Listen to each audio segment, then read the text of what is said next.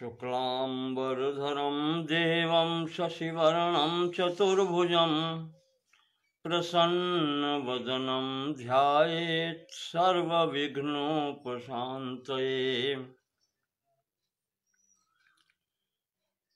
शुक्लां ब्रह्मविचारसार परमाद्यां जगद्व्यापिनीं वीणापुस्तकधारिणीम् अभयदां जाड्यान्धकारापहां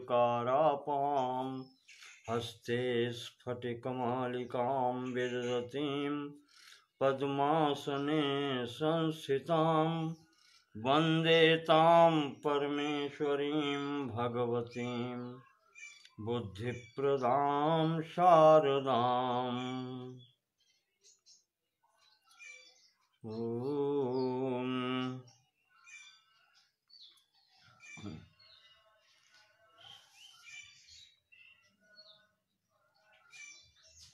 सांख्य दर्शन के आज के प्रसंग में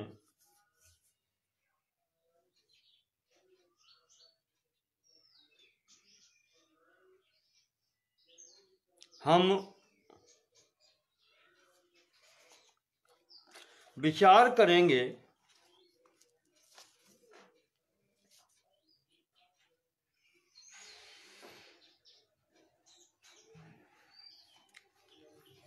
कि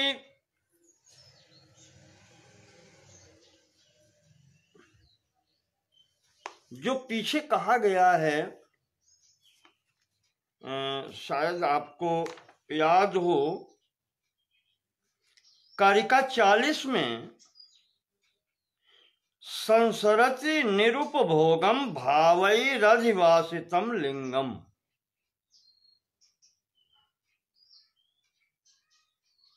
पूर्वोत्पन्नम असक्तम नियतम मैदाज सूक्ष्म पर्यंतम संसरति निरुपभोगम भावैरधिवासितम लिंगम।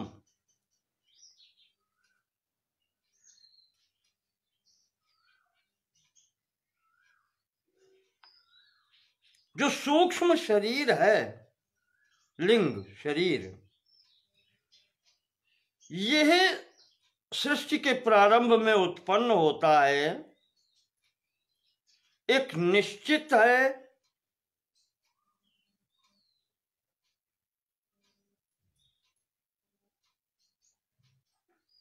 और महदाज सूक्ष्म पर्यंतम, महत से लेकर के और सूक्ष्म पर्यंत यानी तन्मात्राओं तक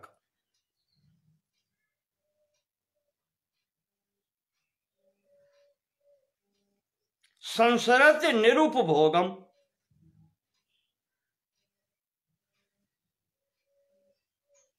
विचरण तो करता है पर निरुपभोगम, उपभोग प्राप्त नहीं कर सकता, भोगहीन है। और जो आया है भावैः अधिवासितम लिंगम, भावों से वो अधिवासित है।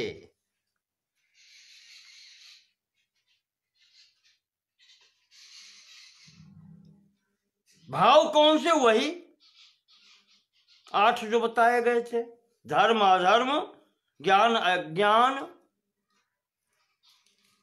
वैराग्य और राग, ऐश्वर्य अनैश्वर्य, ये भाव।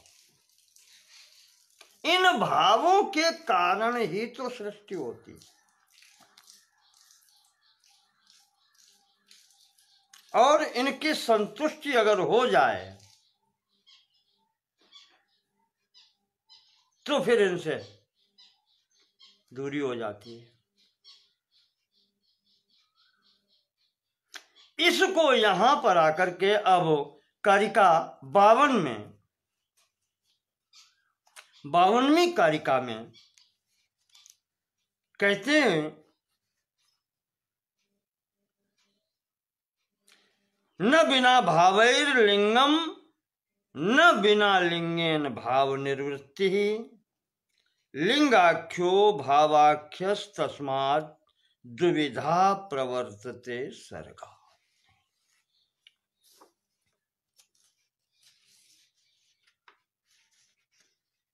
आगे बढ़ने से पहले एक बात याद आ गई, जो कल बात की थी 51वीं कारिका में और उससे पहले वाली कारिकाओं में।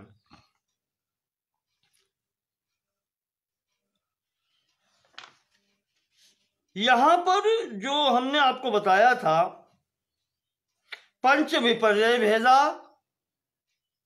ये बाधाएं हैं।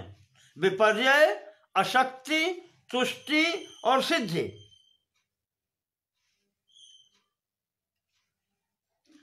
विपर्य के अंतर्गत विपरीतता यानी अज्ञानता विशेष तौर से है, अविद्या भी कहते हैं उसको।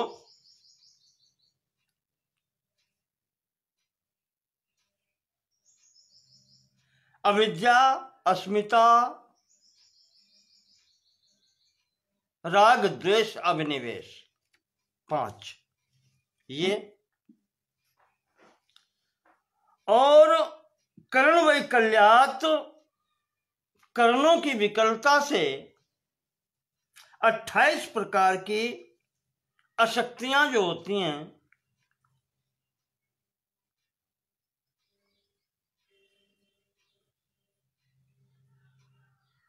विपर्य, अशक्ति, तुष्टि और सिद्धियां बताई गई हैं उसमें।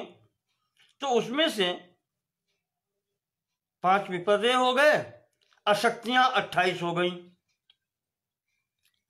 और उसके बाद में 9 तुष्टियां हो गई। ये सब साधन मार्ग की बाधाएं हैं। और अंतिम है सिद्धियां। 8 सिद्धियां बताई जो हैं। ऊह शब्दोध्ययनम, दुख विघाताश्रय, सुहृत प्राप्ति, दानम च सिद्ध्यो अष्टौ सिद्धे पूर्वोंकुश त्रिविधा। ये 8 जो सिद्धियां बताई हैं,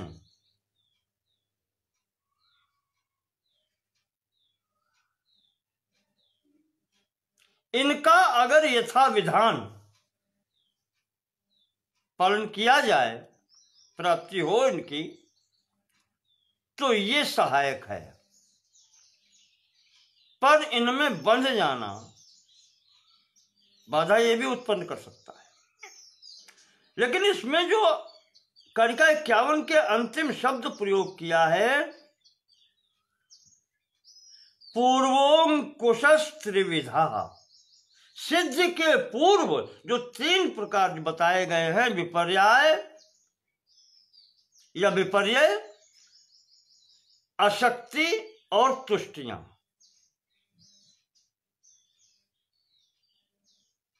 अंकुश त्रिविधा, ये अंकुश हैं, रास्ते के मार्ग के बाधक हैं, कांटे हैं। तो ये त्याज्य हैं। अंकुश हैं, कांटे हैं, तो कांटों की तो सफाई करनी होगी रास्ते की। तो त्रिविधा अंकुशा, ये जो विपर्य, अशक्ति और तुष्टियां हैं, ये तीनों मार्ग की बाधाएं हैं, इनको छोड़ना चाहिए।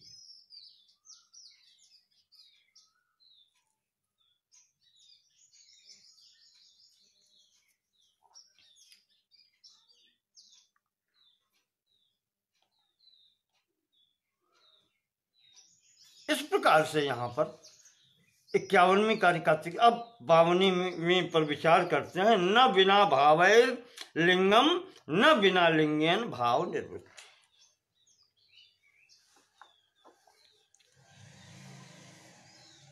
यहां भाव का तात्पर्य है अस्तित्व, स्थूलता।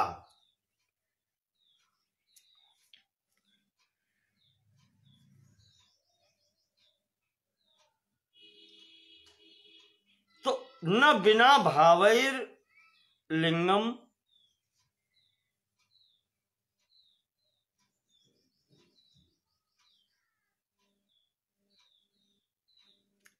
भाव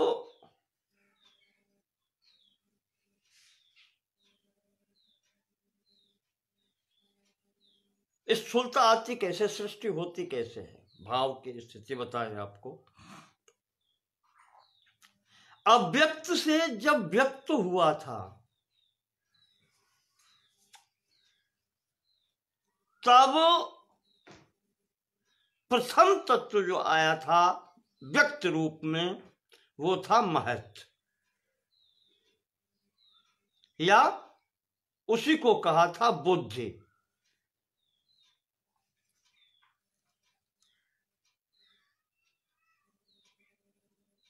और उसके ही ये धर्म थे,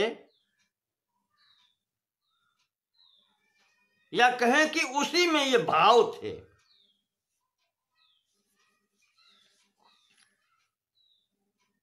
बुद्धि के ही भाव हैं धर्म अधर्म, ज्ञान अज्ञान, वैराग्य राग और ऐश्वर्य तथा अनैश्वर्य। ये 8 भाव उसी के हैं व्यक्त महत् के।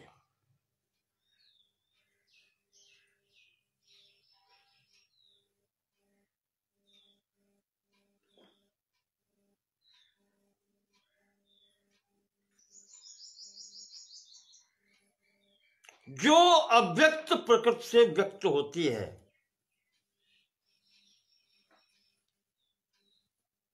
प्रथम तत्व जो अचेतनम भूत्वा चेतन इव भवति,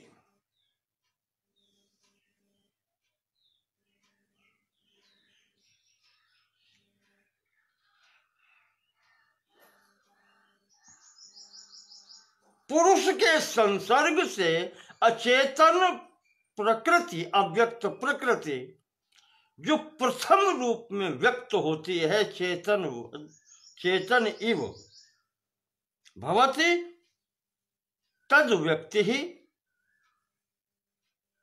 महत्। वो व्यक्ति जो है व्यक्त तत्व वो है महत्।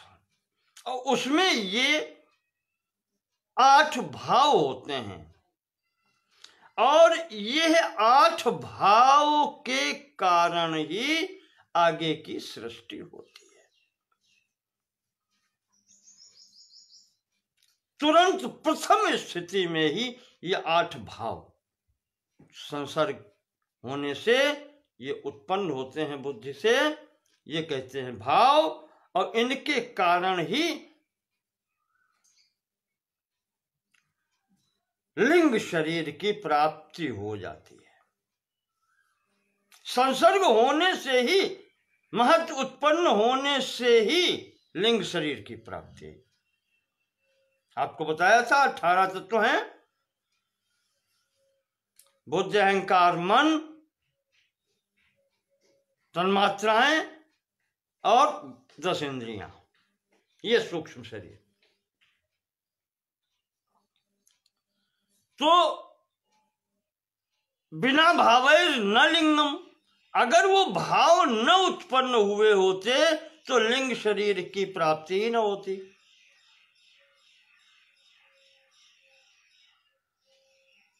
और जब लिंग शरीर की प्राप्ति हो गई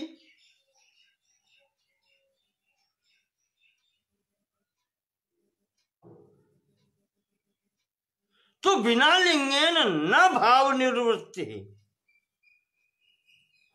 अब उन भावों से निर्वृत्ति कैसे हो, छुटकारा कैसे हो?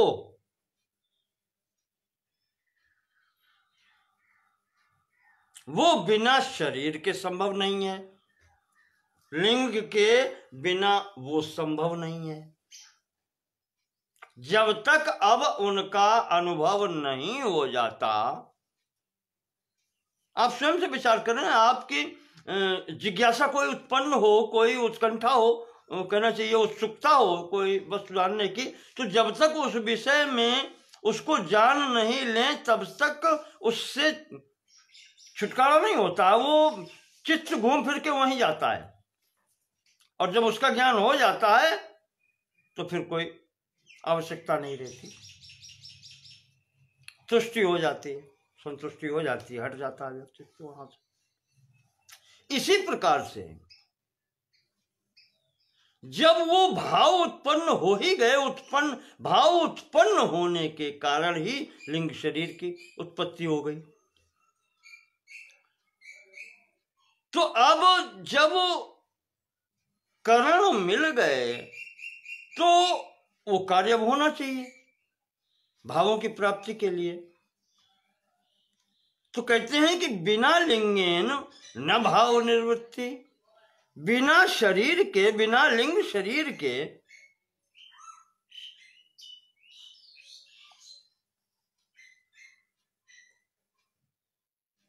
भावों की प्राप्ति नहीं हो सकती या भावों से निवृत्ति नहीं हो सकती।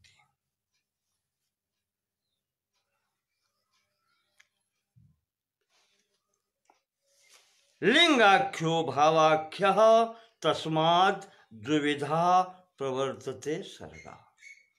इस प्रकार से ये सिद्ध होता है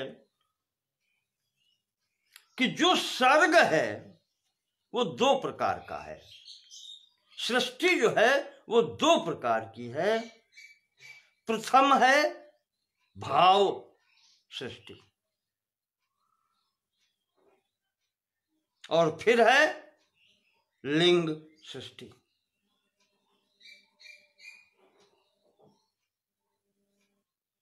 दो प्रकार की सृष्टि है यहां पर।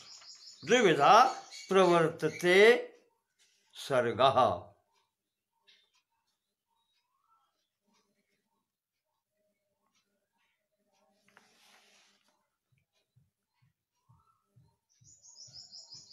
भावों के कारण ही तो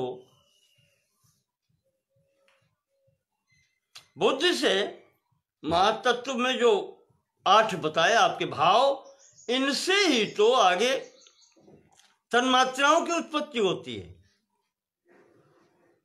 और तन्मात्राओं की उत्पत्ति के बाद में यहां तक तो सूक्ष्म शरीर है। और इन भावों की चाहे आप उसको जानकारी कह लें या उसकी प्राप्ति कह लें, उसके लिए ही स्थूल भूत से होकर के स्थूल शरीर प्राप्त होता है। इस स्थूल शरीर का, क्योंकि सूक्ष्म शरीर निरुपभोगम, वो किसी प्रकार से विषयों का उपभोग नहीं कर सकता, इसलिए उसे स्थूल शरीर की आवश्यकता है। तो उस सूक्ष्म तन्मात्र से ही स्थूलभूत और उससे फिर ये शरीर प्राप्त होते हैं विभिन्न, और इन्हीं से फिर ज्ञान प्राप्त होकर के या उपभोग प्राप्त होकर के शरीर उन भावों से निवृत्त पाता है। और जैसे ही भावों से निवृत्त होती है तो कैवल्य हो जाता है, फिर सूक्ष्म शरीर समापन हो जाता है। तो इस प्रकार से यहां पर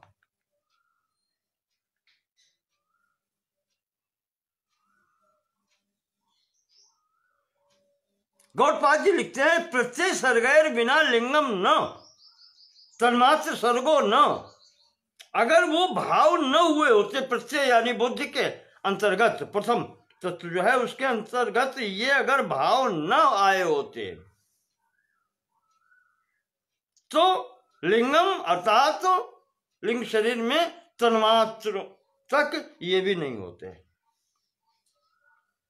पूर्व पूर्व संस्काराद अदृष्टाकारी तत्वाद उत्तरोत्तर देह लंबस्य।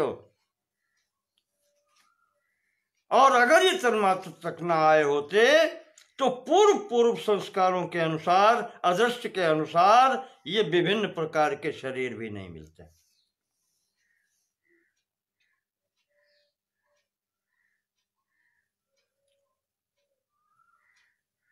लिंगेन यानी तन्मात्र सर्गेण बिना भाव निवृत्तिर न।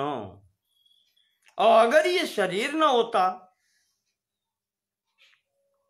तन्मात्र सर्गेण, तन्मात्र के आगे वाला स्थूलभूत बिना भाव निवृत्तिर न स्थूल सूक्ष्म देह साध्यत्वाद धर्मादे अनादित्वाच्च सर्गस्य बीजांकुर्वदो अन्योन्याश्रयो न दोषाय।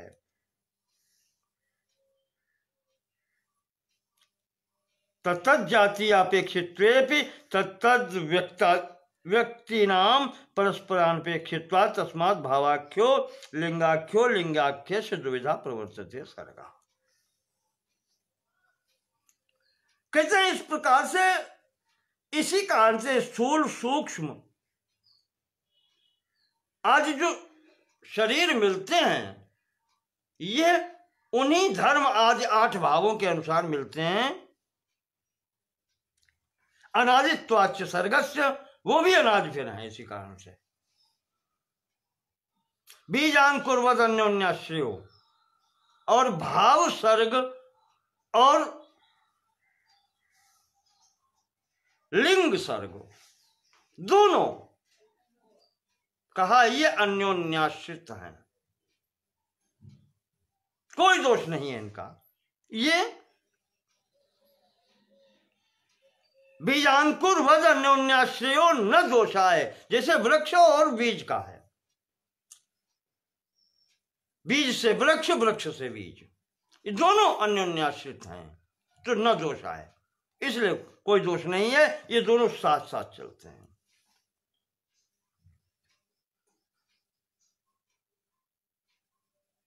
इस प्रकार से यहां पर ये सर्ग की स्थिति बताई कि सृष्टि में 2 प्रकार की होती है। पहले भाव सृष्टि, महातत्व के अंदर 8 प्रकार के भाव, इसके कारण ही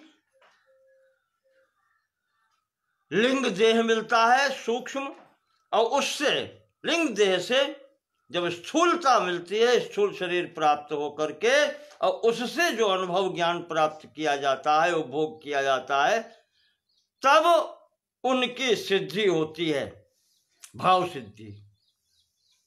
और भाव सिद्धि के हो जाने पर ही जब वो ज्ञान पूर्ण प्राप्त हो जाता है, तब दोनों कहना चाहिए कि पुरुष विरत हो जाता है, उसका प्रयोजन सिद्ध हो जाता है। और पुरुष का प्रयोजन जब सिद्ध होता है तो वहीं प्रकृति का भी प्रयोजन सिद्ध हो जाता है। इसलिए सृष्टि हुई है। आगे विचार करते हैं।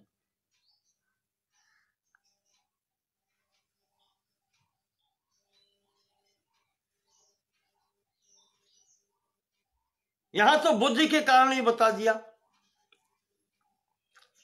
आगे अष्ट विकल्पो दैवस्तैर्यज्ञोनश्च पंचधा भवति।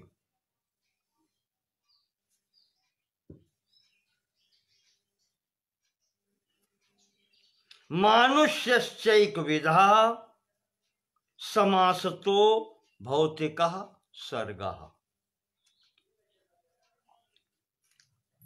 जो भौतिक सर्ग है, समास तो संक्षेप से बता रहे हैं।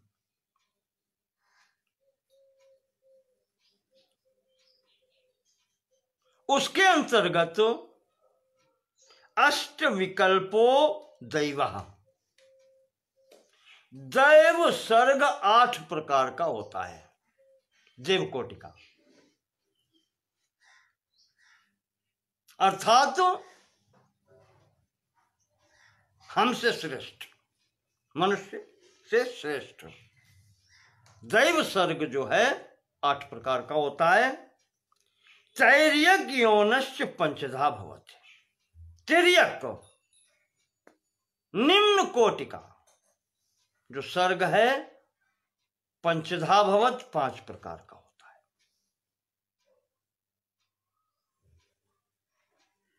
तो श्रेष्ठ बता दिया और निम्न बता दिया।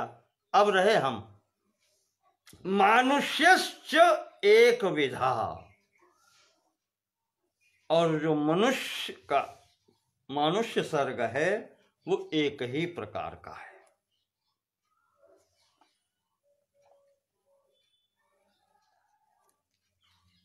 इस प्रकार से अब ये 8, 5, 13 और 1, 14 प्रकार का सर्ग इन्होंने बताया और 3 श्रेणियों में बताया।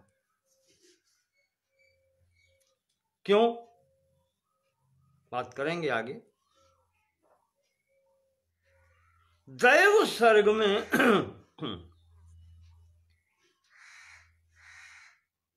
गौड़पाद जी बताते हैं इसके विषय में, तत्र अष्ट विकल्पो दैवा। दैव सर्ग में 8 विकल्प हैं, यानी 8 प्रकार के हैं। ब्राह्मम, प्राजापत्यम, ऐन्द्रम, पैत्रम, गांधर्वम, याक्षम, राक्षसम, पैशाचम इति।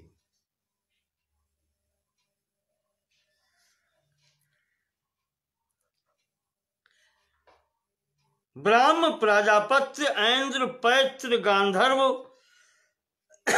यक्ष, राक्षस, पैशाच, ये दैव सर्ग कहा गया है।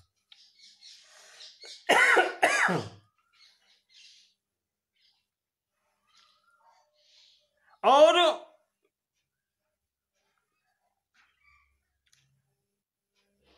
जो 5 तिर्यक योनियां कही गई हैं, तो गौड़पाद जी कहते हैं पशु, मृग, पक्षी, सरीसृप, स्थावराणि, भूतानि एव पंचविधस्तरश्च।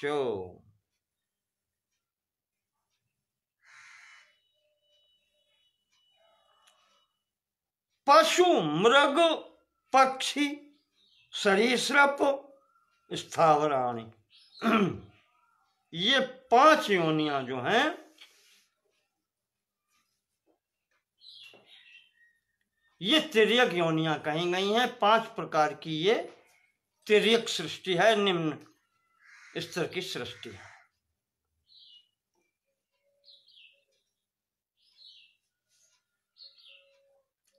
यहां देखें शब्द पशु और मृग 2 आए हैं। अब मेरे विचार से तो दोनों एक ही हैं, पशु कोई भी हो।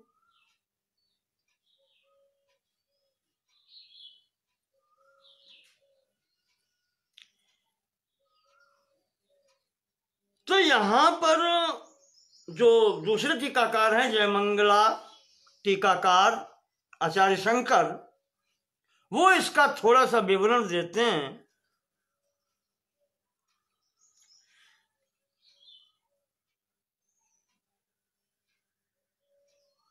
कहते हैं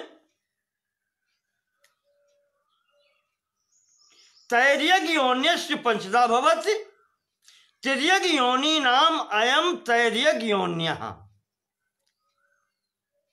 पशु, मृग, पक्षी, सरीसृप, स्थावर भेदात पंचविधा। वही बात इन्होंने भी दी है गौड़पाद जी की, पर इसका स्पष्टीकरण आगे देते हैं, तत्र गवाद्या रासभान्ता पशवः। गौ से लेकर के, गाय से लेकर के और गधे तक इन्होंने कहा पशवः। और कहते हैं सिंहाद्या बिडालांता मृगाः। सिंह से लेकर के और बिडाल तक, बिल्ली तक, ये मृग है।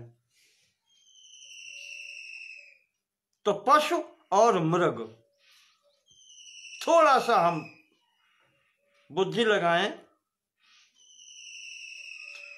जितने ग्रामीण हैं जो हम लोग पालते हैं या हम लोगों के संपर्क में रहते हैं मनुष्यों के, ये पशु हैं। और जो वन में रहते हैं, जंगल में रहते हैं, वो मृग है। इतना जोड़ सकते हैं इनके अनुसार जो इन्होंने स्पष्टीकरण दिया है। गवाद्या रासभानता पशुआ, इसका अर्थ गाय से लेकर गधे तक तो ये सब पशु अपने संपर्क में रहते हैं, ग्रामीण कह लें इनको।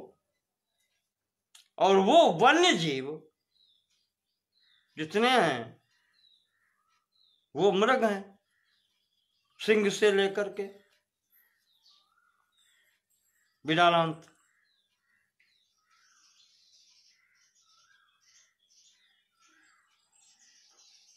या इससे एक लक्षणिक अर्थ और निकल सकता है कि गवाद्या रासवानता पशुआ, गवाद्या गाय से लेकर के गधे तक ये सब शाकाहारी हैं, और सिंहाद्या विडालांता ये सब मांसाहारी हैं। ऐसे भेद कर लें।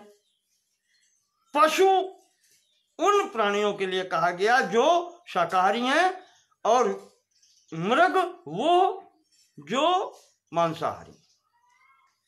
हो गए, ये विभेद इनका है। हंसाद्या मस्कांता पक्षिणा, हंस आदि से लेकर के मच्छर के तक जिनके पंख हैं वो पक्षी। सर्पादया क्रम्यंता सरीसृपा, सर्प की भांति जो रेंगने वाले जीव हैं ये सरीसृप कहे जाते हैं। छिपकली हुई, ये सब सरीसृप के अंतर्गत आते हैं। वृक्षादया स्थूणांता स्थावरा, वृक्ष से लेकर के और तिनका तक, तृण तक स्थावर, ये स्थावर हैं। इस प्रकार से इन्होंने आचार्य शंकर ने दिया है। मानुष्यश्चैक विधा मनुष्याणाम अयम मानुष्य, मनुष्य जो है, मनुष्यों की जो सृष्टि एक एक प्रकार की है। एवं विध संस्थान से एक विधत्वात् ब्रह्मादि भेदोपि सत्व रजस तमसाम विकल्पात् काल व्यवहार निमित्तम।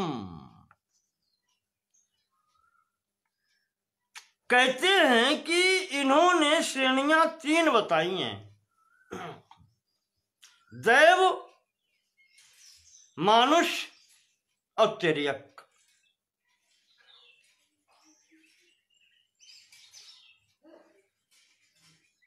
जबकि हमारे यहां शास्त्र में कहीं कहीं चार श्रेणियां हैं, जरायुज, अंडज, ऊष्मज, इसी को स्वेदज भी कहते हैं, ऊष्मज और उद्भिज। चार चतुर्विध सृष्टि कही गई है, और यहां सृष्टि त्रिविध हो रही है।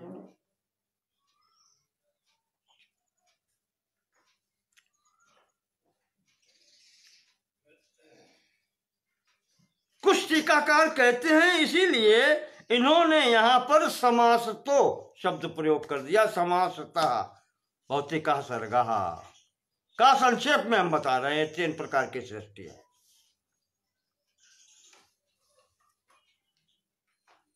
समास कर दिया इन्होंने, यहां पर विस्तार नहीं किया।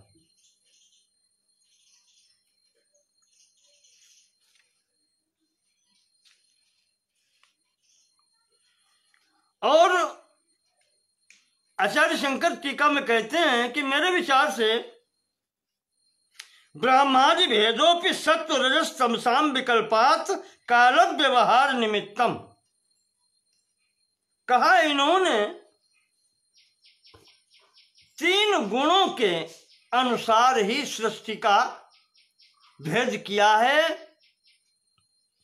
सतोगुण, रजोगुण और तमोगुण के अनुसार ही सृष्टि का इन्होंने भेद कर दिया। यहां पर सतोगुण की स्थिति दैव सर्ग, रजोगुण की स्थिति मनुष्य सर्ग और तमोगुण की स्थिति तिर्यक सर्ग।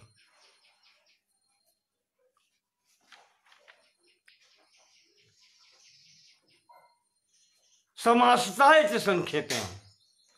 जय मंगलाकार कहते हैं समासता शब्द इसीलिए प्रयोग कर दिया कि संक्षेप ही रखो, बस इतना ही काफी है, विस्तार में जाने की आवश्यकता नहीं है। क्योंकि ततस्तस्यैव जरायुजाण्डजोष्मज उद्भिज्याख्याश्चत्वारो भेदाः शास्त्रांतरे द्रष्टव्या। दूसरे शास्त्रों में चतुर्विध सृष्टि कही गई है, इसीलिए आचार्य ने यहां पर समासता शब्द का प्रयोग करके 3 में वर्गीकृत कर दिया है।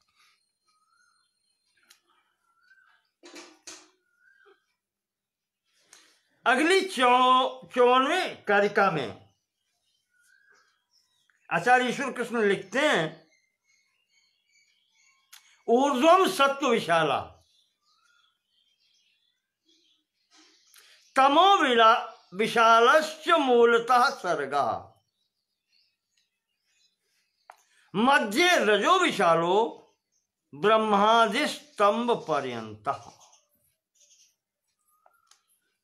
ये जो सृष्टि है ब्रह्मा से लेकर के स्तंभ पर्यंत, तिनके तक, स्तंभ का मतलब तिनका, तृण पर्यंत, स्थावर पर्यंत,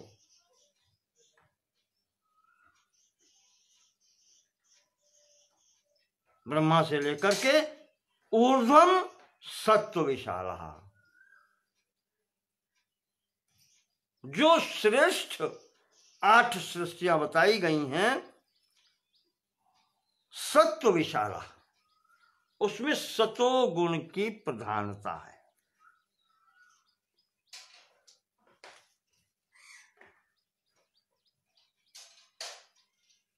तमो विशालस्य मूलता सर्गा, मूलता आधा, जो तिर्यक योनियां हैं, जो निम्न कोटि की योनियां हैं, उसमें तमो गुण की प्रधानता है। अब मध्य रजो विशाला, मध्य में रजोगुण की प्रधानता है, मनुष्य सर्ग में रजोगुण की प्रधानता है।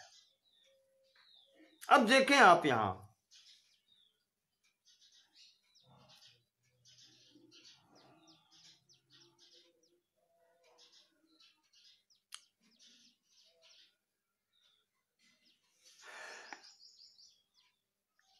जब कहा है कि ऊर्ध्वम सत्व विशाला,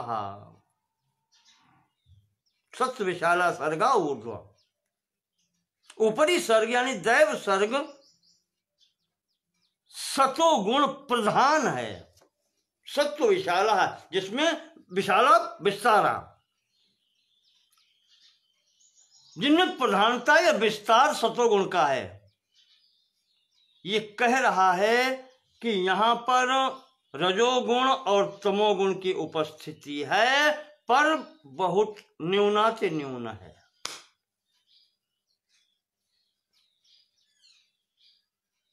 क्यों? आज अव्यक्त प्रकृति जो है वो त्रिगुणात्मक है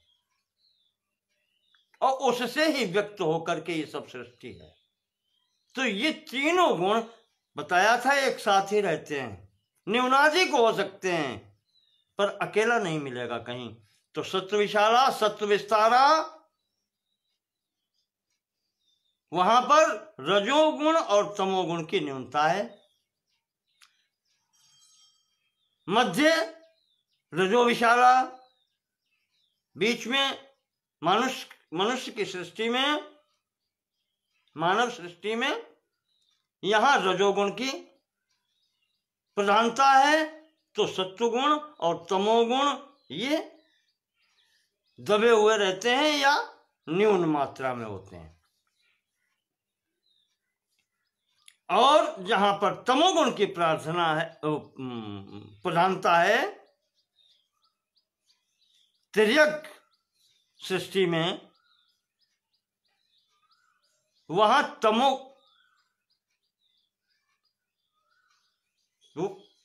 वहां पर जो है, जहां तमोगुण की प्रधानता है, वहां पर सतोगुण और रजोगुण की न्यूनता होती इस प्रकार से ये यहाँ पर ये इसी कारण से संक्षेप से ये कह दिया गया है।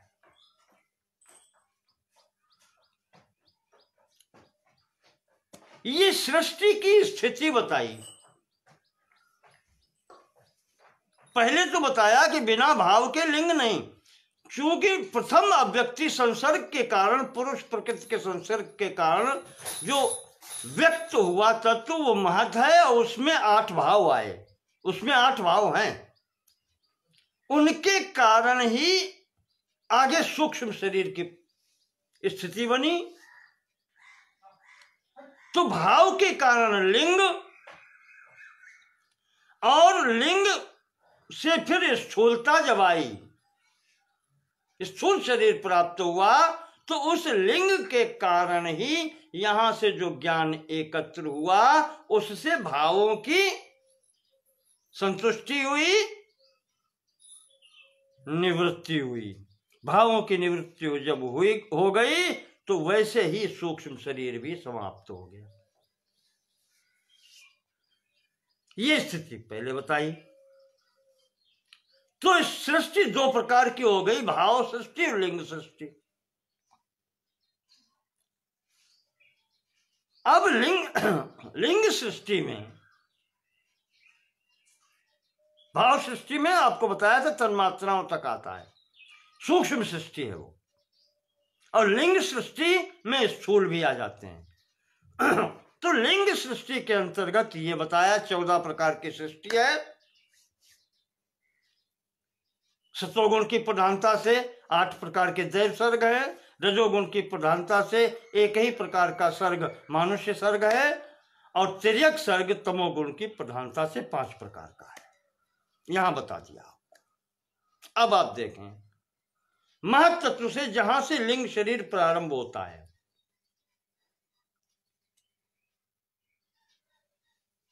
अगली कारिका में 55वीं कारिका में आचार्य कहते हैं, तत्र जरा मरण कृतम दुख प्राप्नोति चेतनः पुरुषः। यहां पर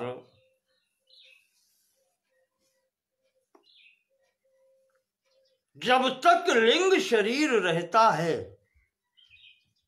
तत्र, तब तक वहां जरा मरण कृतम दुखम प्राप्नोति चेतनः पुरुषः।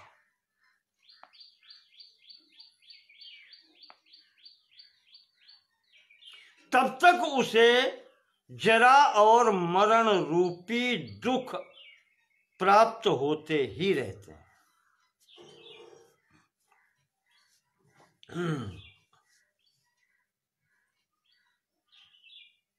तत्र कुत्र, पीछे जो सृष्टि बता चुके हैं कहां से आई, लिंग शरीर से। भाव सृष्टि और लिंग सृष्टि, भाव सृष्टि से ही है। प्रथम व्यक्त जो हुआ चेतनाधिष्ठित होने के कारण जो महत् की उत्पत्ति है, जो बुद्धि की उत्पत्ति है, वहीं से तो लिंग शरीर प्रारंभ है। प्रथम वही तत्व है।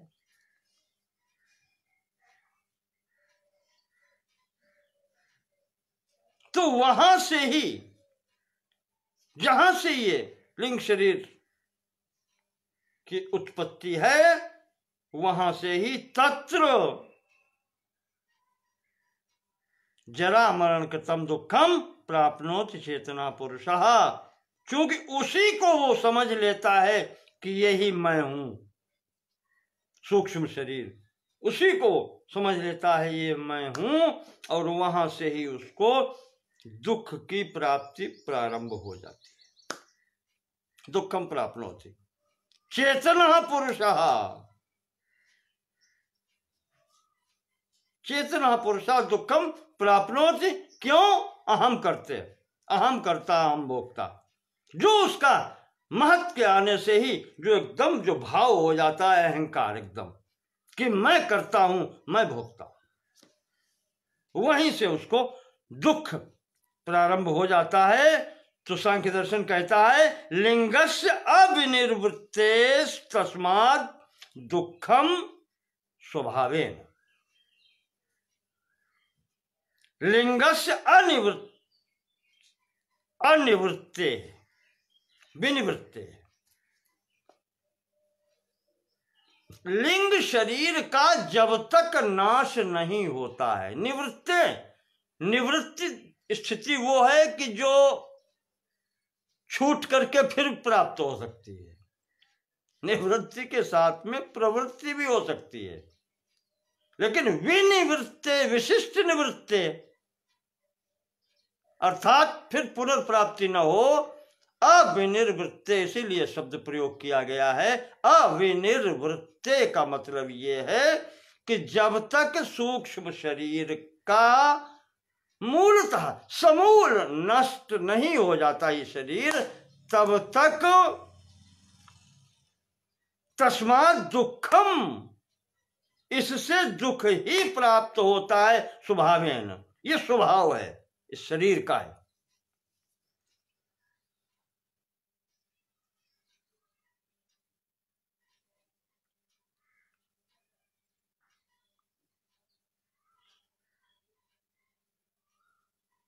कुछ टीकाकार कहते हैं कि तत्र का आप ये ले लीजिए कि जितने प्रकार की सृष्टि बताई गई है इन सब में दैव, मानुष्य और तिर्यक, ब्रह्म स्तंभ पर्यंतम, ब्रह्मा जी से लेकर के तृण पर्यंत, स्थावर पर्यंत जो सृष्टि है, सब स्थानों पर जरा मरण का भय हर स्थान पर व्याप्त है। ये दुख हर जगह उपलब्ध है।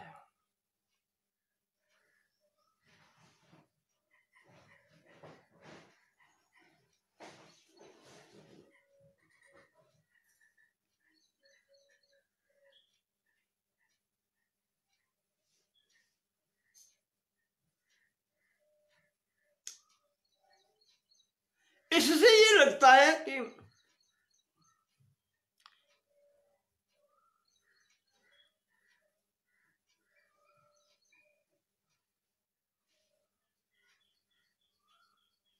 इस शरीर में जहां से इसकी स्थिति प्रारंभ होती है, लिंग शरीर की, वहीं से दुख प्रारंभ हो जाता है।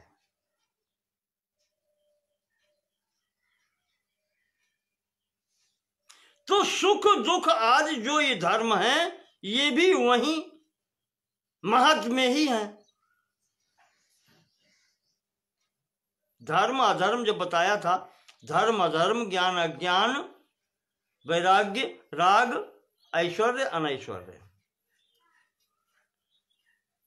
तो जब अनैश्वर्य है,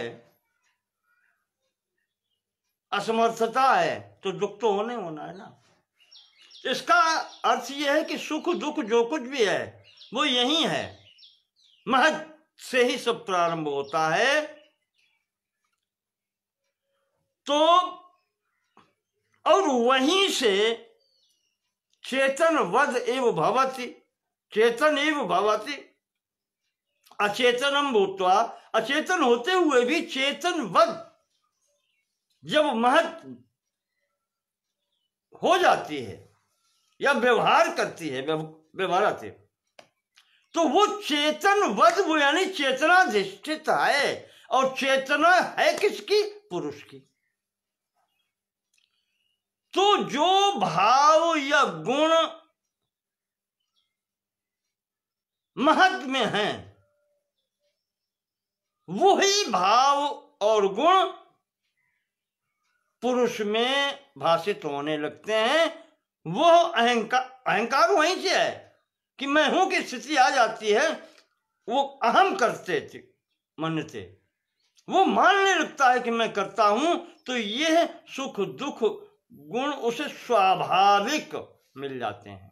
दुख यहां से ही प्रारंभ हो जाता है। तो जब वो अहम करता मानता है, तो यह दुख जरा मरणजम भयम या दुखम उस पुरुष को होने लगता है, पुरुष अपना मानने लगता है। दुखम प्राप्नोति चेतना पुरुषः,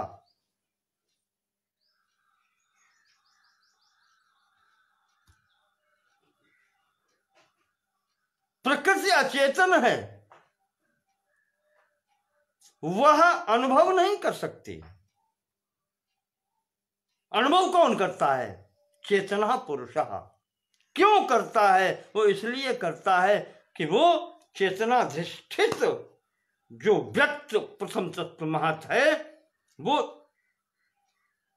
चेतनाधिष्ठित है, वो दोनों मिले हुए हैं, जिसके कारण वो पुरुष अकर्ता होते हुए भी स्वयं को कर्ता मान लेता है, और वही भाव तभी उसको प्राप्त हो जाता है। यहां से ही उसके अंदर दुख की स्थिति प्राप्त होती है, जन्म मरण का दुख उसे प्राप्त होता है। तस्मात् दुखम स्वभावेन, इसलिए कहते हैं कि जो जीव है, जो बद्ध पुरुष है, उसको दुख स्वभावेन, स्वभाव से ही उसके पास दुख होता है।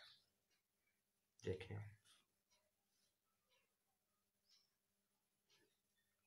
ये दुख उसको स्वभाव से ही होता है। क्यों? शरीर प्राप्ति के कारण, प्रकृति संसर्ग के कारण। बस इससे ही छुटकारा लेना है, और जब इससे छुटकारा मिल जाता है तो कैवल्य।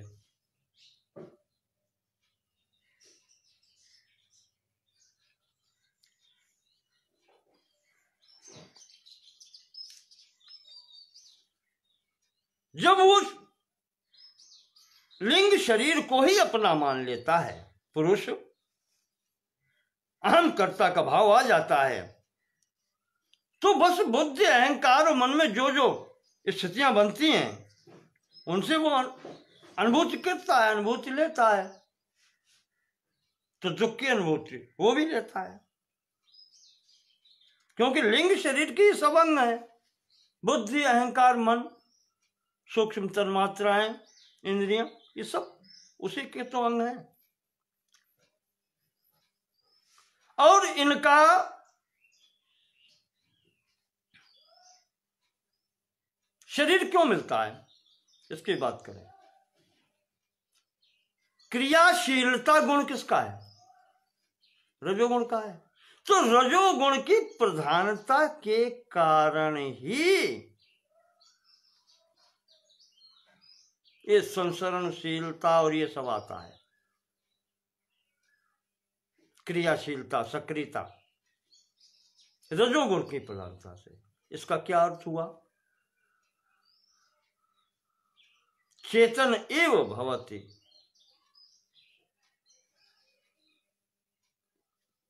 अकर्ता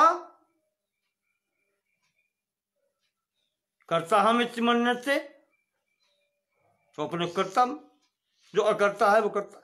ये रजोगुण के प्रभाव है, और रजोगुण का प्रभाव जहां से प्रारंभ होता है वहां से दुख होता है।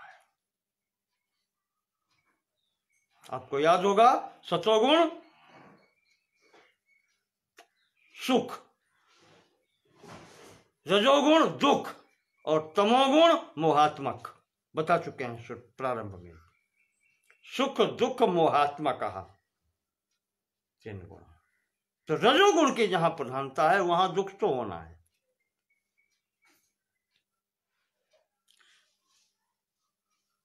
तो पुरुष का दुख कैसे समाप्त होता है? पुरुष का दुख तभी समाप्त होगा जब इस सूक्ष्म, इस स्थूल की बात छोड़ें, सूक्ष्म शरीर की भी समाप्ति हो जाए, तभी वो दुख छूटता है।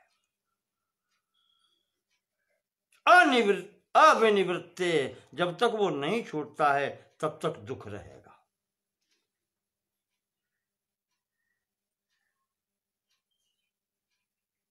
तो इस प्रकार से यहां पर कहा कि जब तक ये रहेगा सृष्टि, तो स्वाभाविक दुख मिलता है, इसको मिलेगा, चाहे ब्रह्मा हो और चाहे स्थावर पर्यंत, कोई सुखी नहीं है।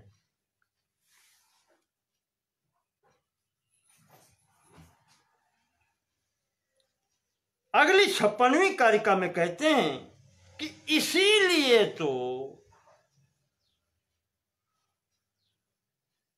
इति एषः प्रकृतिकृतो महदाज विशेष भूत पर्यन्तः प्रतिपुरुष विमोक्षार्थम स्वार्थः इव परार्थ आरंभः। वाह,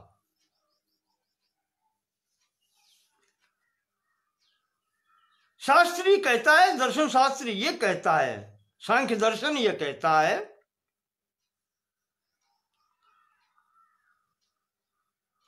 इति ऐसा प्रकृत कृतो, इस प्रकार से यह प्रकृतिकृत है।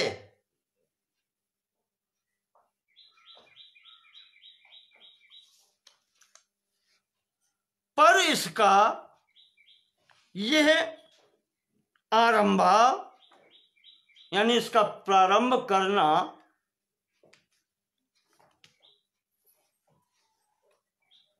प्रतिपुरुष विमोक्षार्थम, प्रत्येक पुरुष के लिए, यानी बद्ध व्यक्ति जो है, बद्ध पुरुष के लिए, जो अपने को बंधन में महसूस कर रहा है, उसके लिए प्रतिपुरुष विमोक्षार्थम, उसको मोक्ष दिलाने के लिए यथार्थ तो ये है कि प्रकृति ये परार्थ कर रही है दूसरे के लिए, पर लगता ये है कि स्वार्थम, स्वार्था, प्रकृति का स्वार्थ यही है कि परार्थ सिद्ध हो। परार्थ यानी पुरुष का प्रयोजन सिद्ध हो, उसको कैवल्य प्राप्ति हो जाए, इसलिए प्रकृति वो कार्य करती है जो लगता है कि वो करती है, स्वयं करती है। जो व्यक्ति स्वयं करता है वो अपने लिए करता है, पर यहां जो भी कार्य है वो लगता ये है कि प्रकृति स्वार्थवश कर रही है, पर ये होता है परार्थ के लिए, भोग अपवृत्ति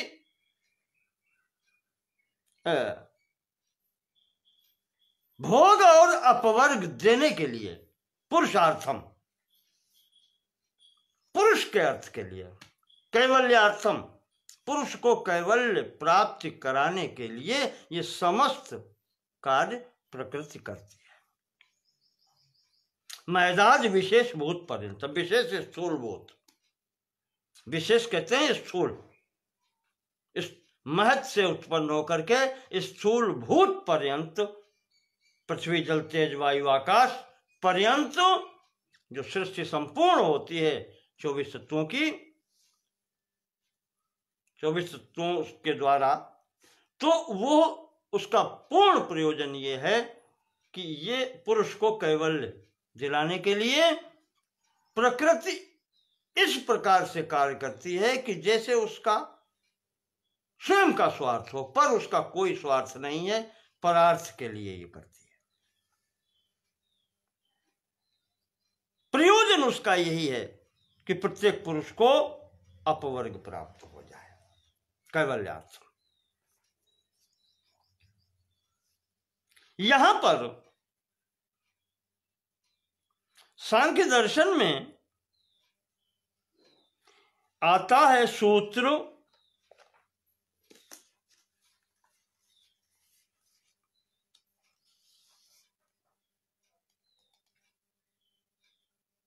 प्रधान सृष्टि ही परार्थम, अव्यक्त द्वारा, प्रधान के द्वारा जो सृष्टि होती है वो परार्थम, वो दूसरे के लिए होती है। स्वतो अन्य भोक्तृत्वात् उष्ट्र कुंकुम वहन वत।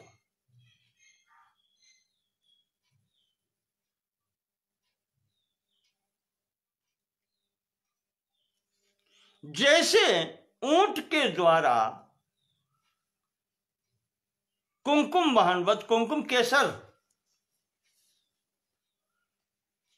केसर के बोरे लदे हैं उसकी पीठ पर और वो लेकर के चल रहा है, जा रहा है, ठीक उसी प्रकार से प्रकृति कार्य करती है, क्योंकि उस ऊंट को उस केसर से कुछ भी लेना देना नहीं है। इसी प्रकार ये सृष्टि कार्य तो करती है, संपूर्ण कार्य करती है, पर इसको स्वयं उससे कुछ भी लेना देना नहीं है। तो प्रधान सृष्टि परार्थम, ये प्रधान की सृष्टि जो है वो परार्थ के लिए है, दूसरे के लिए है।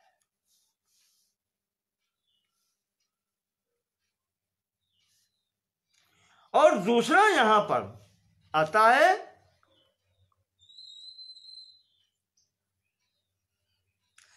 विविक्त बोधात सृष्टि निवृत्ति।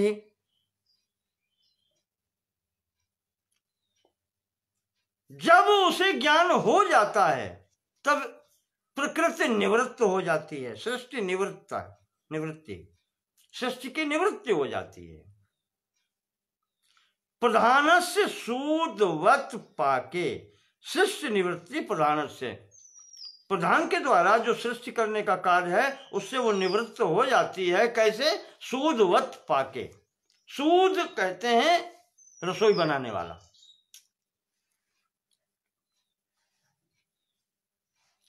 जैसे रसोईया आपका भोजन बनाकर के स्वयं उससे निवृत्त हो जाता है, उसे कुछ भी लेना देना नहीं, ये भी परार्थ है।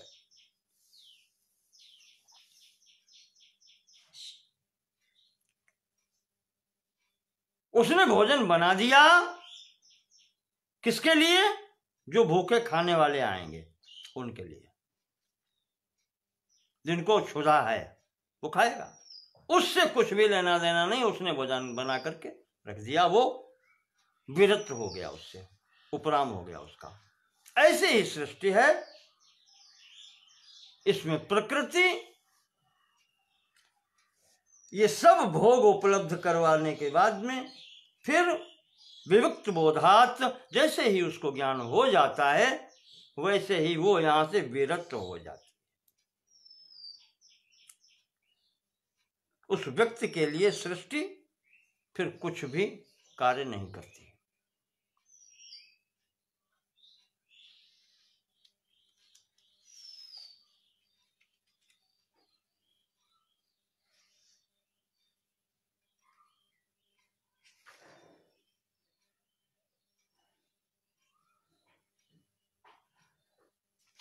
तो इस प्रकार से यहां पर बताया गया है।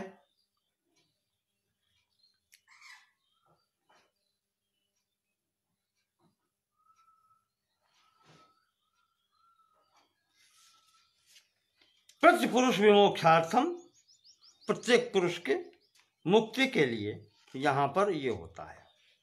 अब आगे एक उदाहरण ये भी देते हैं कि वत्स विवृद्धि निमित्तम क्षीरस्य यथा प्रवृत्तिरज्ञस्यो पुरुष विमोक्ष निमित्तम तथा प्रवृत्ति प्रधानस्य।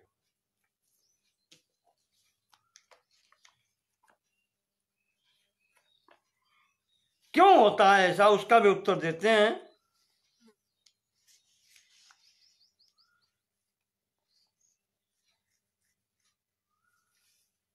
जैसे गाय का जो बछड़ा होता है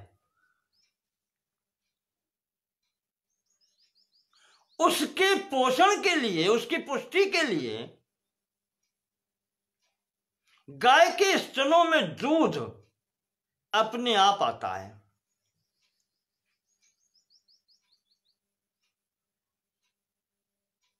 वत्स विवृद्धि निमित्तम, उस बछड़े की वृद्धि के लिए क्षीरस्य, और इसी का विशेषण है अज्ञस्य, अचेतन होते हुए भी, दूध अचेतन होते हुए भी स्वतः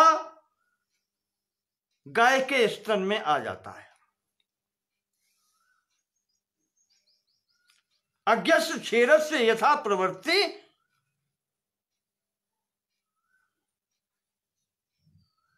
जिस प्रकार से उसकी प्रवृत्ति होती है दूध की अचेतन होते हुए भी, उसी प्रकार इस पुरुष को कैवल्य दिलाने के लिए, अपवर्ग दिलाने के लिए पुरुष विमोक्ष निमित्तम तथा प्रवृत्ति प्रधानस्य, इस अचेतन प्रधान प्रकृति की इसी प्रकार से प्रवृत्ति होती है।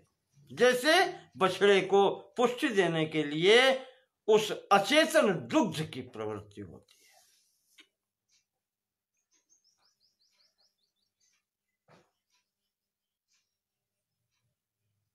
और इसी से एक भाव और ले लीजिए,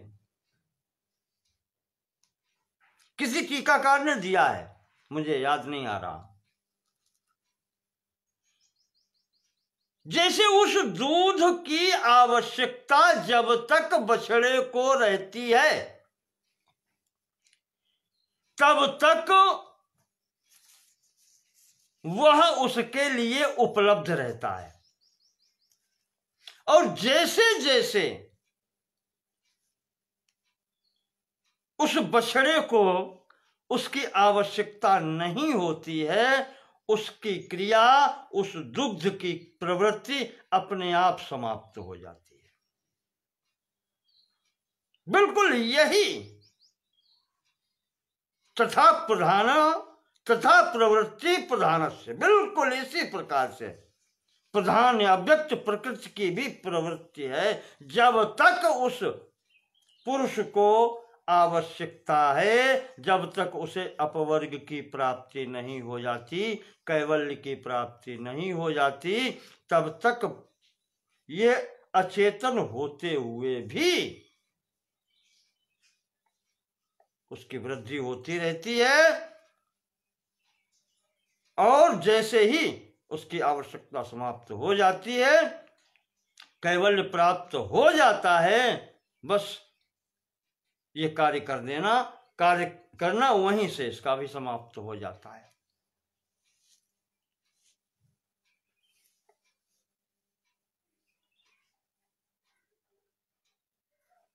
आवश्यकता पूर्ति हो जाने पर दूध बनने की क्रिया स्वतः निष्क्रिय हो जाती है। ठीक उसी प्रकार से ये प्रकृति जो है, अव्यक्त प्रकृति, अचेतन प्रकृति, पुरुष की अध्यक्षता में भोग के लिए स्वयं प्रवृत्त होती है, और जब भोग पूर्ति हो जाती है, आवश्यकता की पूर्ति हो जाती है, तो स्वतः निवृत्त हो जाती है।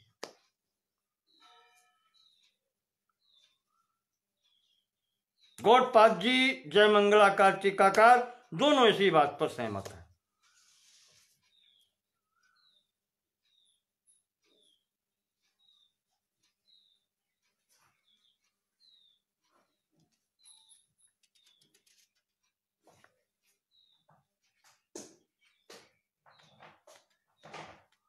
यथा तृणोदकम गवा भक्षितम क्षीर भावेन पैणम वत्स विवृद्धम करोति। गौड़पाद जी कहते हैं, गाय जो कुछ खाती पीती है उसके द्वारा जो दुग्ध बनता है वो बछड़े के लिए है, और जब तक उसको पुष्टेच वत्से निवर्तते,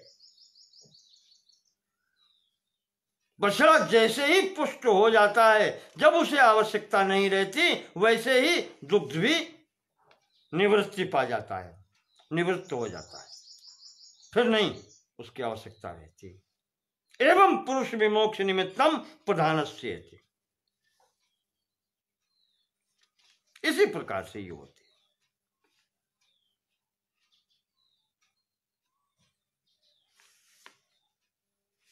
इसी क्रम में 58वीं कारिका कह रही है, कि औत्सुक्य निवृत्त्यर्थम यथा क्रियासु प्रवर्तते लोकः। लोकः, इस लोक में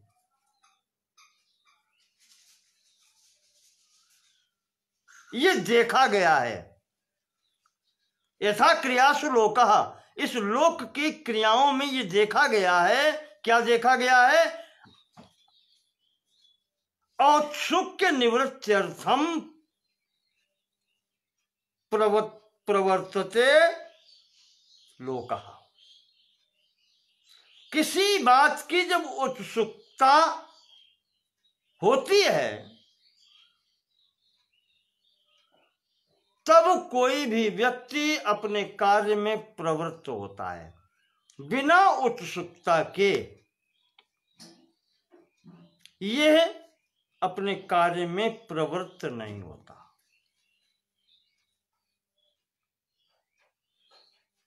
औत्सुक्य निवृत्त्यर्थम, उस उत्सुकता के निवारणार्थ,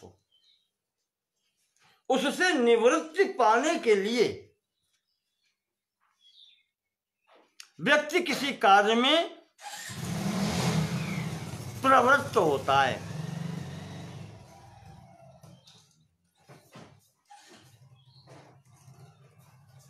उसी प्रकार से पुरुषस्य विमोक्षार्थम प्रवर्तते तद्वद अव्यक्तम। ये जो अव्यक्त प्रकृति है वो भी पुरुष विमोक्षार्थम, अपने लिए नहीं है। पुरुष के को मोक्ष दिलाने के लिए प्रवृत्त होती है।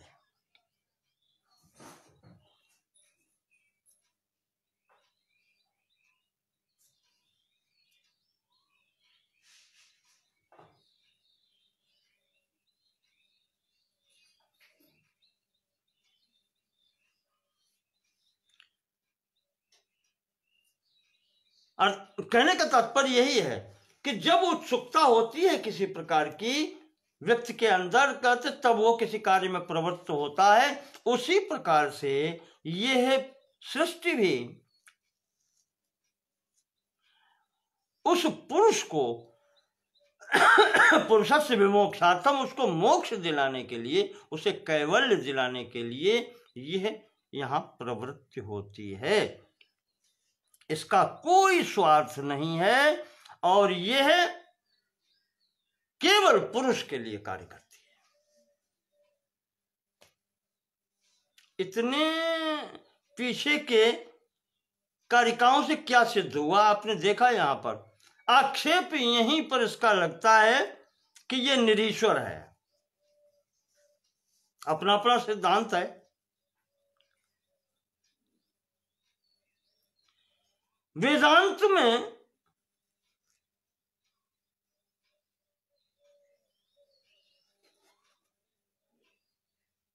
सृष्टि ईश्वर, कहना चाहिए कि परब्रह्म से होती है, परमात्मा से होती है। वही निमित्त, वही उपादान, वहां से होती है।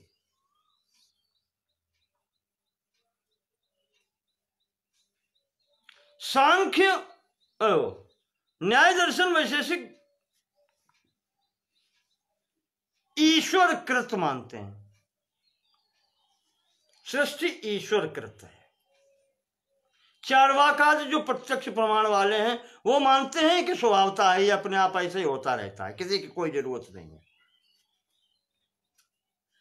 सांख्य दर्शन का स्पष्ट मत है, जो पीछे की आपने आज की कारिकाएं सुनी हैं, वो सांख्य दर्शन ये कहता है कि ये सब कुछ करने वाली प्रकृति है।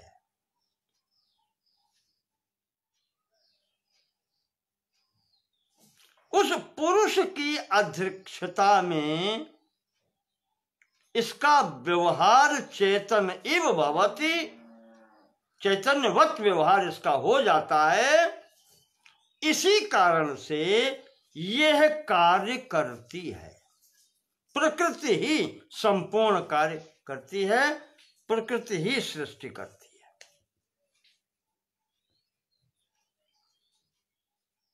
पुरुष अकर्ता है, करने वाला नहीं, निर्विकारी है। ये यहां पर सिद्ध होता है कि सृष्टि को करने वाला ईश्वर नहीं है, यहां पर सृष्टि करने वाली जो है वो अव्यक्त प्रकृति ही है।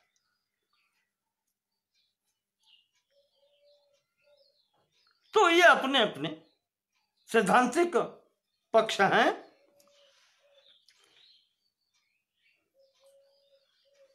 अब जब ये हो गया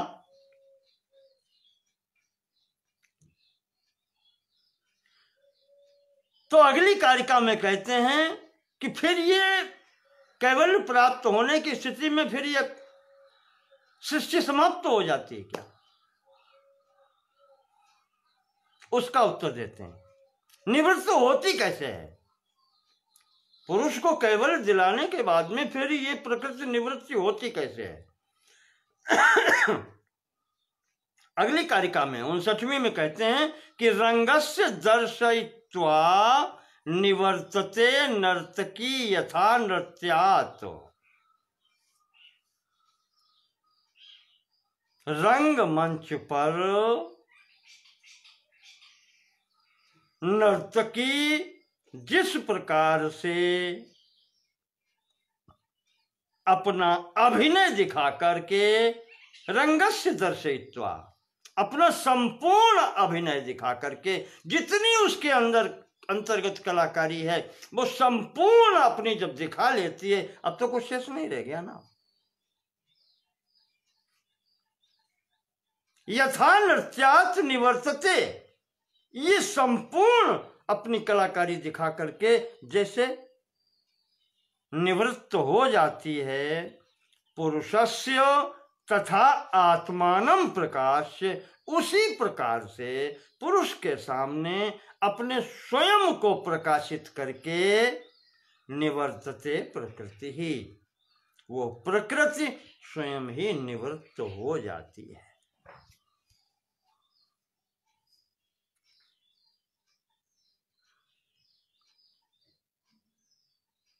संपूर्ण अभिनय जो क्षमता उसकी है, अब्रह्म स्तंभ पर्यंतम, जितनी लीलाएं उसकी हैं, जितना अभिनय उसका है, वो संपूर्ण उस पुरुष को दिखला करके अपनी वास्तविकता जब संपूर्ण उसको दिखला देती है, तब वहां से वो निवृत्त हो जाती है। कहा इसके सिवाय और कुछ है ही नहीं। इस स्थिति में संपूर्ण रंगस्य दर्शयित्वा, जितना रंग है उसका, जितना अभिनय कह लें उसको, जितनी उसकी कलाकारी है सर्ग में, सृष्टि में, वो सब कुछ करके दिखला देती है कि वास्तविकता ये है और तुम ये नहीं हो, ये मैं अलग हूं तुमसे। विवेक करा के कैवल्य दिला देती है, वहां से वो निवर्तते प्रकृति, और प्रकृति का कार्य उस बद्ध पुरुष के लिए समाप्त हो जाता है। पुरुष बहुत्वम के कारण ये मुझे कहना पड़ रहा है कि उस बद्ध पुरुष के लिए प्रकृति का कार्य समाप्त हो जाता है।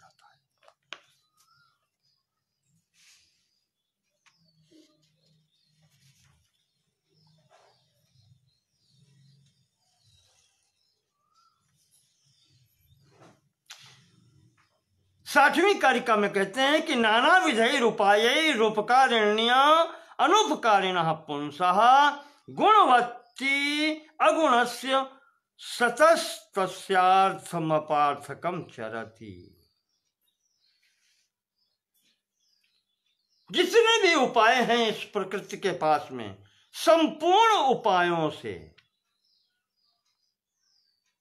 नाना विधि रूपायै उपकारिणी, ये प्रकृति उपकारिणी है। किसके लिए? अनुपकारिण्यः पुरुषः, अनुपकारिणः पुरुषः। वो पुरुष अनुपकारी है, वो किसी का कुछ नहीं, वो केवल अपने को देखता है।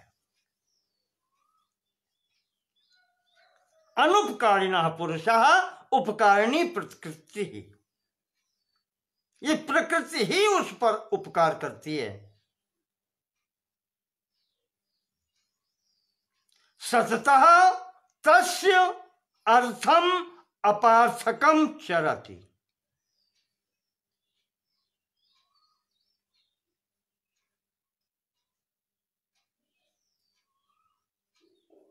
अगुणस्य पुरुषस्य, उस अगुणस्य पुंसः, जो अगुण है, निर्गुण पुरुष है,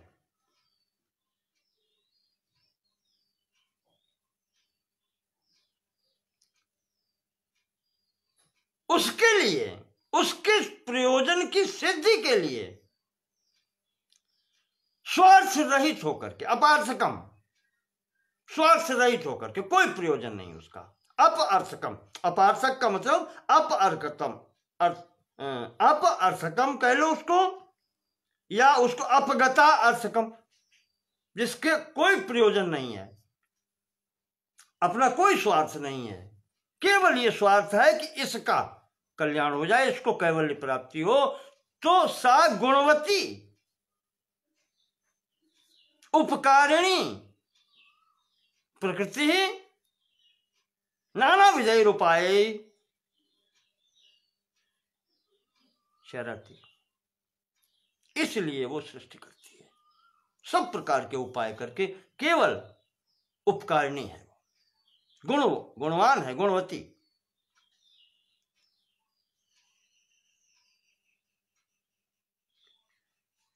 उपाय क्या है? उपाय वही है, आपको बताया, भोग देना और भोग के बाद में अपवर्ग देना। भोग देने के लिए भी उपाय हैं, संतुष्ट करके पूरा दिखा करके पूरा रंगमंच पर श्रोता को भाव विभोर कर देने के उपरांत जब वो देख लेता है, बस इसके सिवाय और कुछ नहीं, तब उससे वहां से पार्थक्य महसूस होता है कि मैं अलग हूं या अलग है।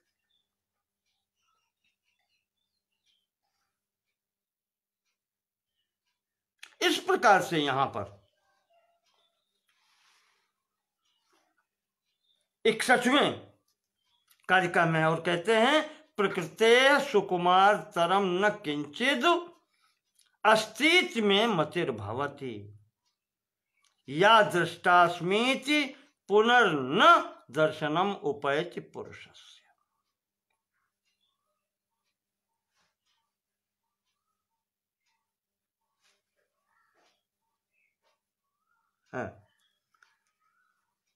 सांख्य दर्शन के 3रे अध्याय में 70वां सूत्र आया है, दोष बोधे पिनोपसर्पणम प्रधानस्य कुलवधूवत्।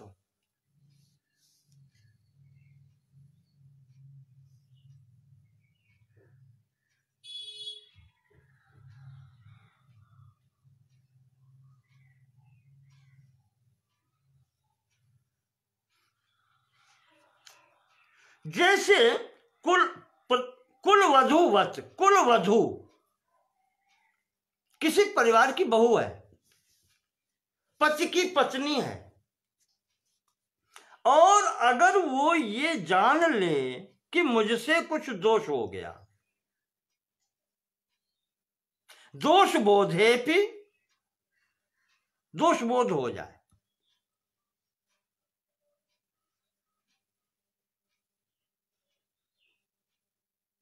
तो न उपसर्पणम, वो अपने पति से दूर नहीं जाती, लज्जित होती है।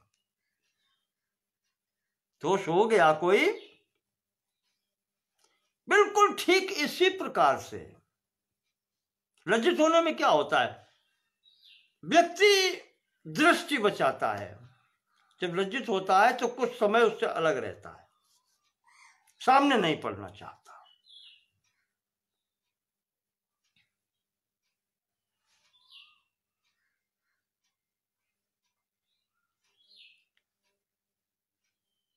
उसी कुलवधू की बात। अच्छा, अब वो लज्जित है अपने दोस्त से, अलग हो गई है, लेकिन अगर उसी समय पति के ऊपर कोई संकट हो तो क्या उपास नहीं जाएगी? जाएगी, क्योंकि वो कुलवधू है, संगिनी है।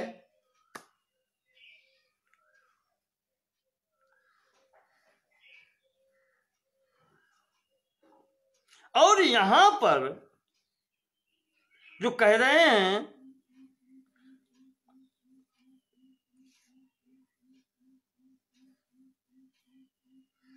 इति में मति ही में मम मति ही। अब में शब्द पर अलग अलग लोगों ने लिया है। कोई कहता है मैं मम शब्द प्रकृति के लिए प्रयोग किया है, कोई कहता है मम शब्द पुरुष के लिए प्रयोग कर दिया है।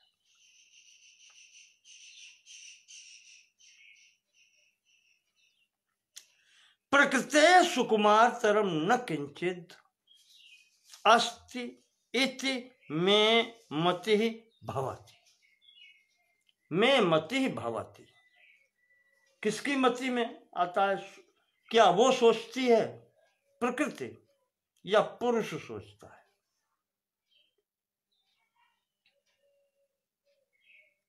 और कुछ टीकाकार कहते हैं कि मत सोचो, ये लिखने वाले की मति है। मैं मति मम मति का वो निर्णय कर रहा है कि ऐसा मुझे लगता है कि प्रकृति से सुकुमार और कोई नहीं है।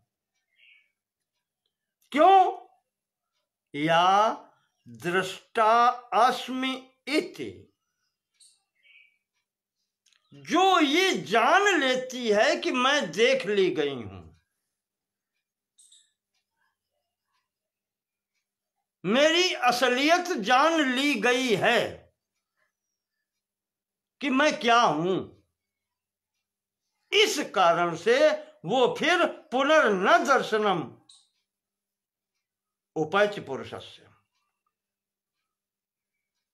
वो उस पुरुष के समक्ष पुनः नहीं आती। जहां वो समझ लेती है कि इस पुरुष ने मुझे सम्यक प्रकार से देख लिया है, सम्यक प्रकारेण मेरा ज्ञान प्राप्त कर लिया है, फिर वो उसके समक्ष नहीं आती।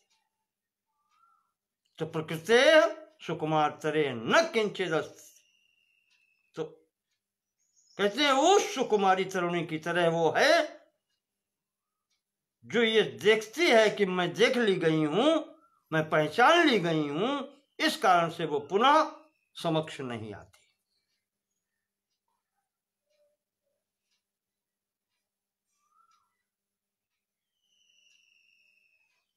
ये बताया गया है इसलिए कि ये पुरुष विशेष के लिए हो रहा है।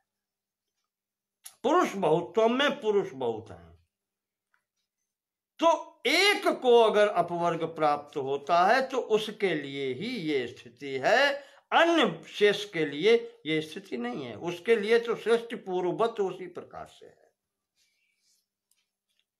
जिसे ज्ञान हो गया है, जिसने इसको अच्छे प्रकार से देख लिया है, उसके लिए ये निवृत्त हो जाती है।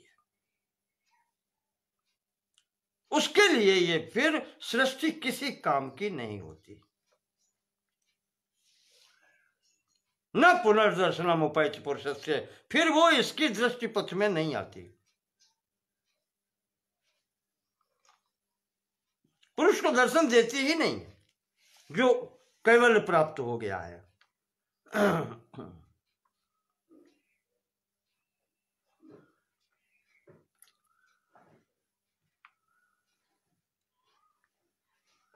इसी के क्रम में जब ये हो जाता है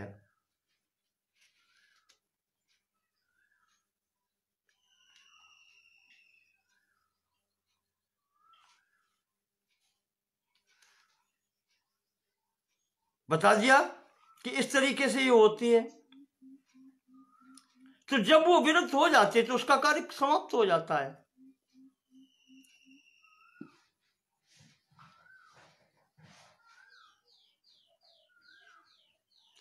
अब यहां पर विचार करते हैं। अब ये इतनी चीजें पीछे हो गई। देखो, ये भी विचार हो गया कि सुख दुख आता कहां से है।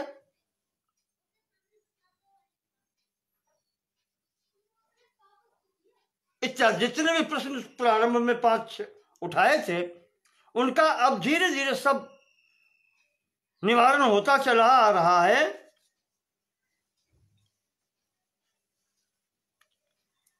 अब यहां तक जो कहा गया है वो ये सिद्ध करता है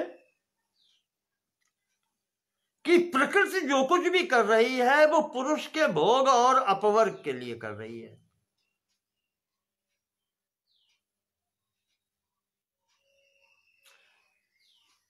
तो भोग और मोक्ष उसी के लिए तो होगा।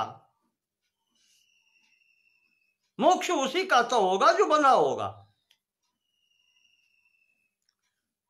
जो बंधा होगा मोक्ष उसी का होता है। तो क्या ये पुरुष बंधा है?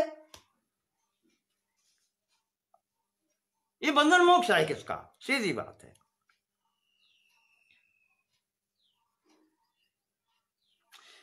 तो अगली कारिका में कहते हैं 62वीं में, तस्मान न बध्यते अद्धा न मुच्यते नापि संसरित कश्चित संसरति बध्यते मुच्यते च नानाश्रया प्रकृति। सांख्य दर्शन उत्तर देता है कि ये संपूर्ण जो हम बता के लाए हैं प्रारंभ से यहां तक,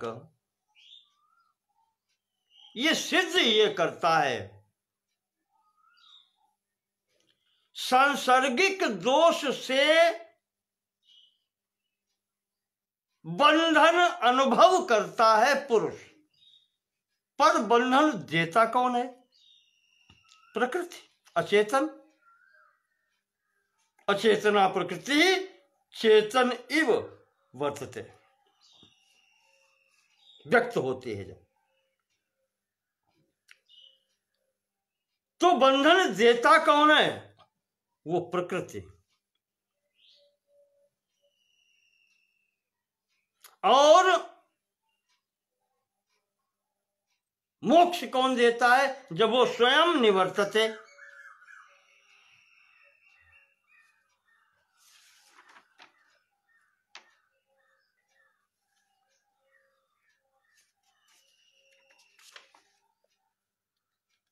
पुरुषस्य तथात्मानं प्रकाश्य निवर्तते प्रकृति। प्रकृति निवर्तते, तब कैवल्य प्राप्त होता है। तो प्रवर्तते प्रकृति ही और निवर्तते प्रकृति। तो सांख्य दर्शन कहता है इसीलिए तस्मात् अद्धा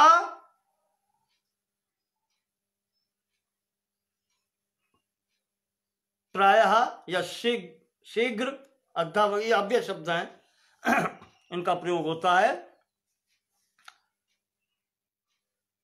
न बध्यते न मुच्यते नापि कश्चित संसरति। ये जो पुरुष है न तो बंधता है न मुक्त होता है और न संसरणशील यानी क्रियाशील होता है।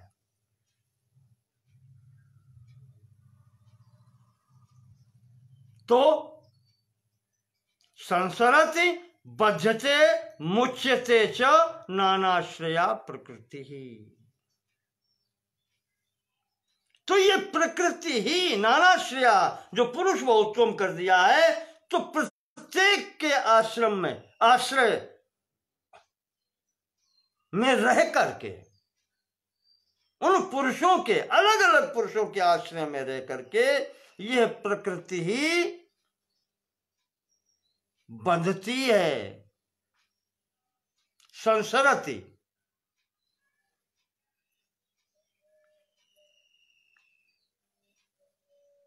चलती फिरती क्रियाशील होती है।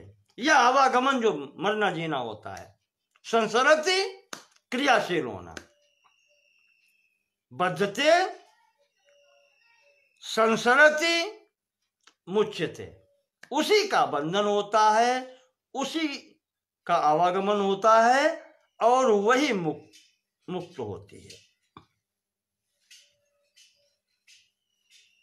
प्रकृति ही बंधन में होती है, मुक्त होती है और आवागमन करती है। इसका इस पुरुष से कोई भी लेना देना नहीं है।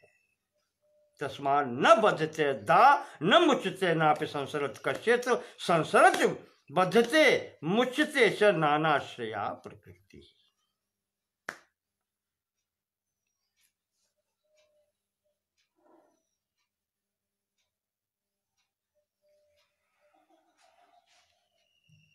जो ये कहा जाता है कि वो मर गया,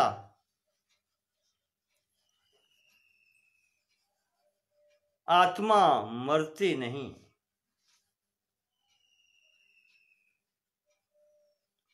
नहीं, उसमें गीता में भी आया है, कठोपनिषद में संभवतः ये आया है कि जो ये सोचता है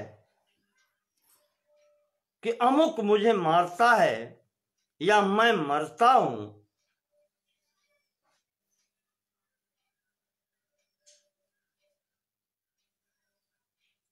वो मूर्ख है, वो कुछ नहीं जानता। नायम हंसि न हन्यते अजो नित्या शाश्वतोयम पुराणो, इस प्रकार से जो आए हैं वहां पर, ये पुरुष न मरता है न जीता है, न उत्पन्न होता है न मरता है, सदैव रहता है। वासांश जीर्णानि यथा विहाय तथा शरीराणि, वासांश जीर्णानि यथा विहाय नरोपग्रहेणाति नरोपराणि।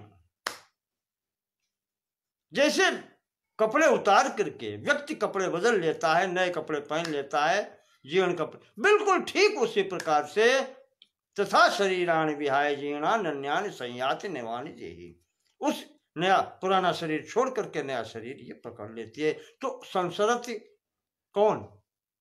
शरीरों का संसरण होता है, पुरुष तो वही रहता है।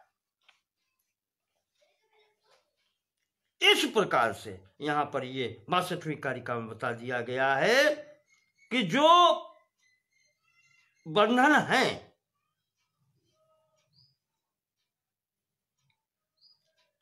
वो सृष्टि प्रकृति के अंतर्गत है, पुरुष में कोई बंधन नहीं। लेकिन वो जहां पर वो कर्ता समझ लेता है अपने को, बस वहां से ही उसका बंधन प्रारंभ हो जाता है।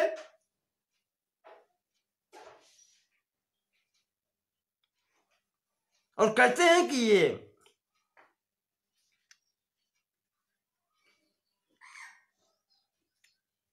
बंधन भी प्राकृत बंधन यानी प्रकृति का संसर्ग हो गया, वैचारिक बंधन वो बुद्धि का जो संसर्ग न होने से, वहां से जब वो अहम कर्ता करने लगता है तो वो वैचारिक संसर्ग हो गया।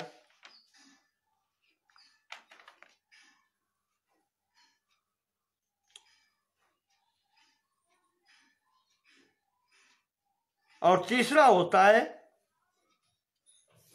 दक्षिण बंधन, कहा जाता है किसी अन्य की और अन्य के कारण किसी प्रकार से।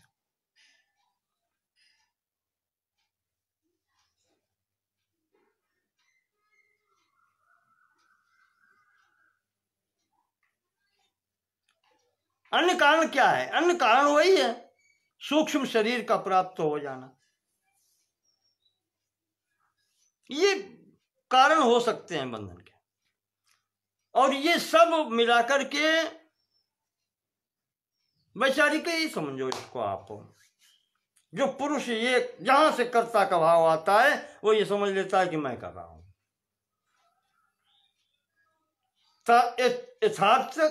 यथार्थता ये है, तथ्य ये है कि प्रकृति ही बंधती है, सक्रिय होती है और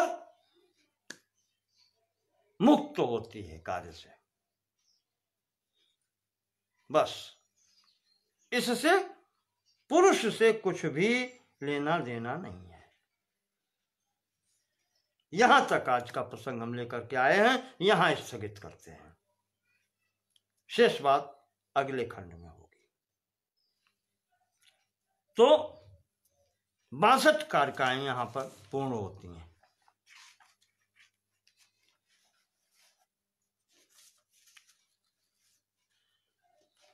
बहुत बहुत धन्यवाद।